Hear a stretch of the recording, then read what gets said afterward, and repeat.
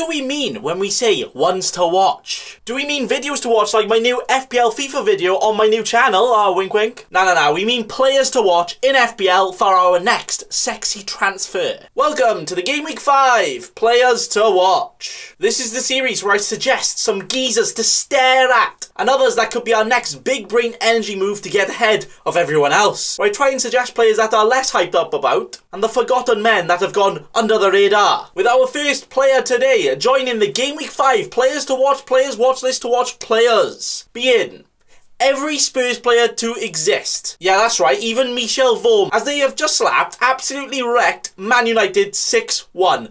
Like, that can't get unnoticed. Wait, what's that? Villa beat Liverpool 7-2. Next on our watch list is every Aston player to ever exist. Yeah, that's right, even Ashley Young, as they have just pummeled, absolutely destroyed Liverpool 7-2. No, what is happening in this league right now, lads? There's just something wacky going on. But okay, enough epic pranks by Bacon Boy here. With our first player on the list today, it's Rhian Brewster. Now, as a Swansea boy myself, I know every little detail about little Brewster here. I know when he's going to shoot. I know when he's going to run. I even know what time he goes to Asda to do his shopping. But Brewster has been priced at only 4.5 million. Not bad for a backup player that will never play, right? Wouldn't it be a shame if he was bought by another club and he might be a potential starter? Oh, wait, hey, that's right, baby. We could have a playing striker for only 4.5 mil now, where we could go out and buy a Lambo with our spare FPL money and still have enough money for a team going around. Where Brewster here could actually be that missing piece to the puzzle of now potentially having all of the premium midfielders in your team as well. The absolute dream. But we still aren't sure if he's going to start like every game for Sheffield United. But I know he's got the quality to score goals. And goals is what they really need right now. So why the frick would they not play him like? Making him our first Gameweek 5 players to watch. With our next player to watch. And it's another transfer. It's England's best ever youngster, Theo Walcott. Theo Walcott. Now, yeah, hang on. I know he's not quite a world beater who will go on and score like 20 goals this season at now the age of 31 as well. But he makes a good talking point here, right? A good chin wagon. As he has now joined Southampton. Where sometimes, if a player has changed teams, swapping sides, they might actually be underpriced now, as their initial pricing was their role in the team they were at, such as Brewster only being 4.5 mil because he was like hardly even a bench player. But Theo Walcott here is another example of that, as he was priced at only 6 million because he was an Everton backup. But now he has moved to Southampton, where he could see much more games. Now Walcott here might be a bad example actually, because he's still not guaranteed games at Southampton. But if he does start playing all the time, getting back to his fiery hot form that he has got to before, then that underpriced price could actually be quite attractive. I mean, probably not, but that is something else to look at when looking at transfer players, as their price might not be accurate to what they can actually achieve, which includes your boy here, which is why he's our next player to watch. With next, another transferred boy, a new club man for Man United. It's Alex Telles. Telles here has joined the almighty Red Devils that have just been amazingly defensively lately, right? So that is why he's been suggested here, yeah? But now actually he is a very, very attacking fullback. Something Man United haven't had for a while because they got bloody Burger King Luke Shaw and the slide tackle merchant Wan-Bissaka, both being absolutely atrocious at going forward. But Telles, last year, kind of got 11 goals and 8 assists in the league as a defender. That's not bad, is it? But party poo-poo over here, I'm going to spoil the fun because 8 of those goals were actually penalties, where I doubt Bruno Fernandes is going to give up his penalties to this newcomer, as well as most of his assists coming from corners, where he might not take them all here. But saying that, he is the only left footer that can probably take them, so he might take at least half of them. Also, it's not guaranteed that he will play all the time, as Luke Shaw is still there. I mean, he doesn't do much, but he is still there. So he might not play, and he might not be as attacking as he has been. This is turned into anti-Telles propaganda now.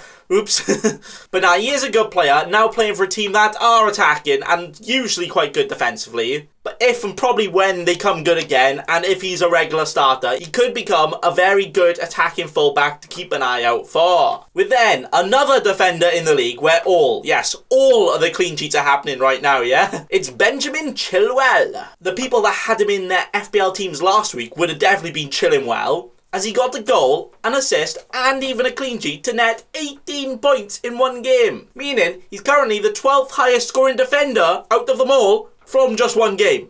Are you mad? But him at Chelsea now might mean he will be much more attacking than he was at Leicester, but realistically, he wasn't the best of picks before, and hardly ever got a goal contribution really, but this time, will it be different? I'm personally on the hold up, wait a minute, I'm not fully convinced by him here. He's not going to get goals and assists all the time, and that Chelsea defence is still properly wibbly wobbly. Yeah, we hope they will improve, but I would rather wait until they prove that they have improved than risk 5.5 million on a defender right now. But again, he's definitely not the worst of options. I would just rather wait a few more weeks first. And he's going to wait on our watch list here. With our next player, and another fullback. Jesus, I didn't realise I was doing like a defender's watch list. Like, what am I doing here? But we have Hector Bellerin. Now, I and many thought that he would be yeeting his way out of Arsenal in the transfer window, but turns out he didn't. With this season, he's played every game at right wing back, being so far forward, he's actually like a winger sometimes. It is madness. But the best part about this is, he's only 5 million in FPL. For an Arsenal team that can now probably field the starting 11 of defenders, they have that many right now, are quite sound and quite safe at the back right now, as they've conceded one of the least amount of goals in the entire league so far, and that includes them playing against Liverpool. So we're not just attacking fullback, and attacking wing back, basically right midfielder, for a team that might keep quite a few clean sheets.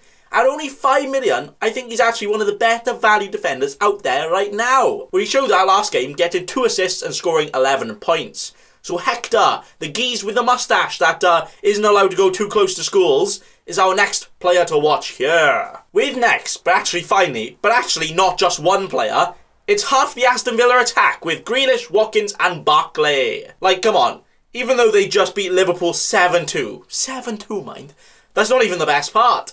Grealish created the second most chances out of anyone in the league last year, only behind De Bruyne, but now actually has players around him that can finish off those chances. Ollie Watkins was very close to being the top scorer in the Championship last season, but has already shown us he can do it in the Premier League by scoring a hat-trick against Liverpool. And Ross Barkley, a midfielder that just gets goals, but more importantly, he's a penalty slut, being a great penalty kick taker, and will probably take them for Villa too. So honestly, all of these guys, take your pick really. Watkins may be riskier just because there's, less forward slots. And Grealish is definitely going to play the entirety of games, so it might be a better pick. But then also Barkley is cheaper and might be on pen, so he could even be worth it too. I honestly think having at least one of these in your team for a long run, even in bad fixtures, probably not going to be the worst thing you can do right now. And especially at their quite low price as well. But, big but, what if that Liverpool game was just a massive fluke? Look at Watford last year, beating Liverpool 3-0, then basically doing frick all the rest of the season, even getting relegated. What if Villa aren't actually that good, but just had an absolutely amazing game? I mean, I don't think they are bad, and I do think they can continue it, but there's always that what if. So that is why I would rather watch out for these guys for a few more games first, before actually choosing them, making them all players on my players to watch list